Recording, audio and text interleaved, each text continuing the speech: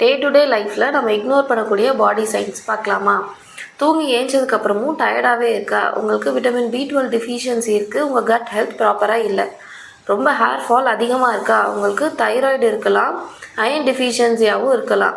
அடிக்கடி வாய்ப்புன்னு வந்துக்கிட்டே இருக்கா? அப்போது உங்கள் பாடி ரொம்ப ஹீட்டாக இருக்குது. அதே மாதிரி உங்களுக்கு விட்டமின் B டெஃபிஷியன்சியும் இருக்கலாம். சடன் வெயிட் கெயின் இருக்கா? அப்போ உங்களுக்கு ஹார்மோனல் இம்பேலன்ஸ் இருக்கலாம், இன்சுலின் ரெசிஸ்டன்ஸாக கூட இருக்கலாம். எப்பவும் கையும் காலும் ரொம்ப கோல்டாகவே இருக்கா? அப்போது நீங்கள் அனீமிக்காக இருக்கீங்க, உங்களுக்கு பிளட் சர்க்குலேஷன் ப்ராப்பராக இல்லை. ரொம்ப கம்மியாக சாப்பிட்டாலும் எப்பவும் கேஸும் பிளாட்டிங்கும் இருந்துக்கிட்டே இருக்கா? அப்போது உங்கள் டைஜஸ்டிவ் சிஸ்டம் ரொம்ப வீக்காக இருக்குது.